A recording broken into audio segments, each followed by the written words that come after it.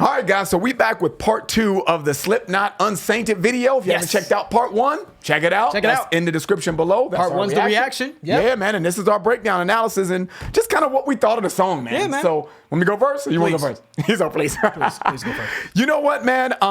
First of all, I just want to kind of state the obvious here, man. I think this is needed right now. In 2019, man, we said that a little bit in the in part 1, guys, the reaction. I think it's just good for metal, man, especially people that haven't really dove into the actual genre of a metal and all the little subgenres. We haven't even gotten to all the subgenres on this channel, but we've done a lot. And dude, I think heavy metal this is a good thing for heavy metal. Yep. I think it's beautiful, man.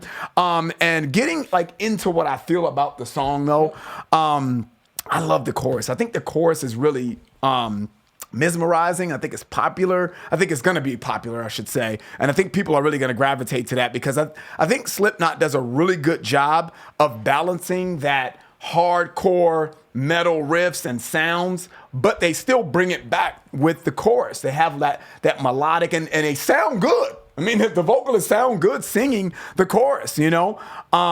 But there is times in this song, man, when they were in the verses, like when the verse would start and they would get into the actual secondary groove, I guess I would call that.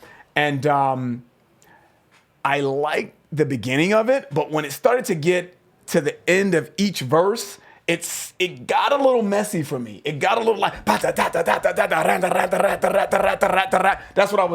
what the sound, that's what it sounded like to me. And I lost my groove. And if you've seen other reactions on this channel, you know how I feel about groove. So in parts of this song, man, I just felt like it kind of got a little cringy for me. But the song grew on me as it played. Because I didn't think I was gonna like it from the beginning, just being honest, guys. When it first came on, I was like, okay, it's all right. And then it got into verse 1, and it kind of got to that, and I was like, I don't know, man. The first pause that we had, I was like, I don't know, we'll see. Yeah. But the song kind of grew on me as it went along. Slipknot is an interesting group, man, because I just think that they have moments of extreme poppiness. And then they have moments of extreme heaviness and rawness. Yep. And it's sort of hard to sort of decipher and take in sometimes. You know what I mean? Because some of those poppy moments, I know you said you liked the chorus. Like that. I was about to say, I like that. Like, he already knew what I was going to say. Yeah, I knew that. He knew I was going to say something about the chorus. Yeah, the chorus to me, I don't know, man.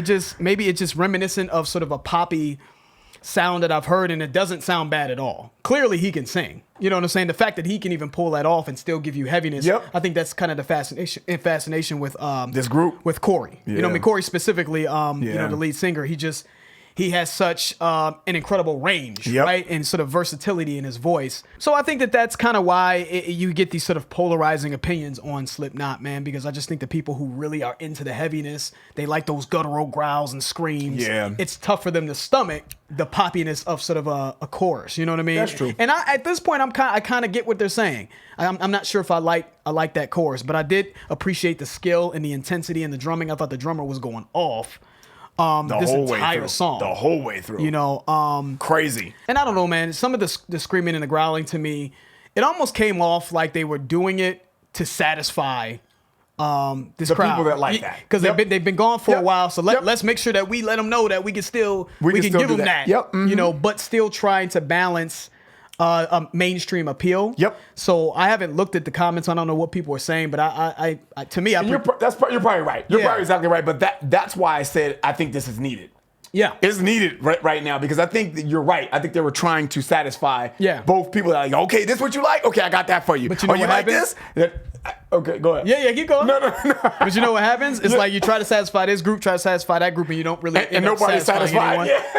But I do think that Slipknot fans, I don't think this is a bad song. I think that they gave you from our experience listening to Slipknot, you know, I think that this is a very Slipknot-ish song. I don't think this is a crazy departure from what they've given you, and I think I don't think it's a bad sort of reintroduction, you know, back into the game. But getting into the lyrics, though, I know that's something that Ryan wanted to touch on a few things, and I was still trying to decipher kind of what they were talking about. Right. But. Me too, man. But that's one of the things that I loved about the chorus, guys.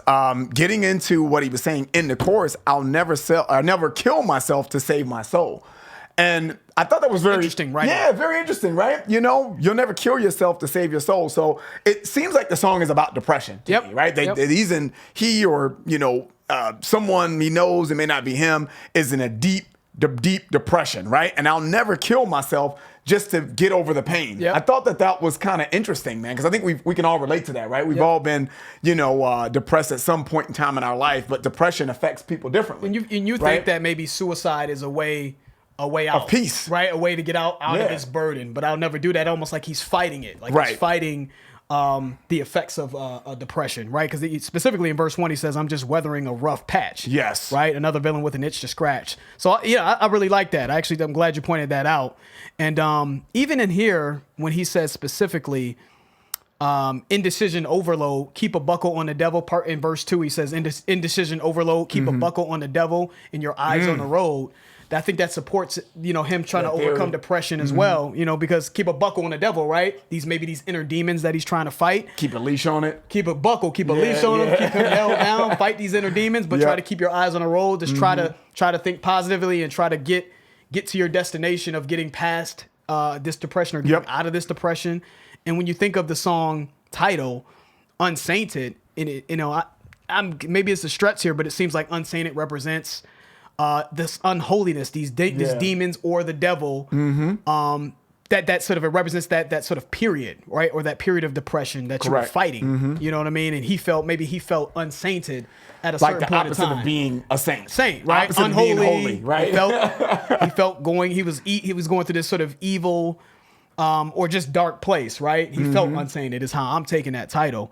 But I think the lyricism actually was really well done. And I just think, unfortunately, in certain parts of the song, some of the extreme screaming really does take away the beauty of the writing for me. You know what I mean? And I know that's kind of part of what Slipknot does. And we're still, just so y'all know, those of you who are new to the channel, the extreme screaming and all that is not something that we are typily into. It's just hard to, so that's kind of a us thing. Yeah. But I do think that there was some beauty in how he wrote this. So yeah. Yeah, and I think that what you're saying, Manny, in the outro, that's kind of illustrated there in the outro, right? You killed the saint in me. How dare you make a martyr out of me, right? You know what I mean? You just totally took all the holiness that I had to give out of me. It's done. Yep. I'm just done. Yep. You know? How dare like you martyr me? hopelessness. Yep. You yeah, know? exactly. So that's awesome. I think that the writing was really good. And like I said, I don't think that this is a bad offering from Slipknot. From what we've kind of heard from them, and there's been a few other songs that we've heard outside of the channel. It doesn't seem like it's a great departure from that. Yeah, no, I don't think. And I'm excited for their album, man. They're clearly a big deal. They clearly have a legion of fans that love and appreciate what they do. Yes, sir. So that new album, We Are Not Your Kind, man, make sure y'all check that out. I know y'all are gonna check that out. Yeah, anyway, I'm sure. in August. You know what I mean? Not playlist for me, keeping it real. Not playlist for me, Yeah, but me too. I'm definitely Me too. gonna try to check that album out, see what they have to offer on it, though. Yes, sir. So that's the end of the video, guys. If you enjoyed it, please hit the like button. If you haven't subscribed, please subscribe. And also, guys, we do have a Patreon channel. We offer exclusivity in our content on Patreon now, so check that out. I'm George. That's Ryan, Las Vegas. We out. We out.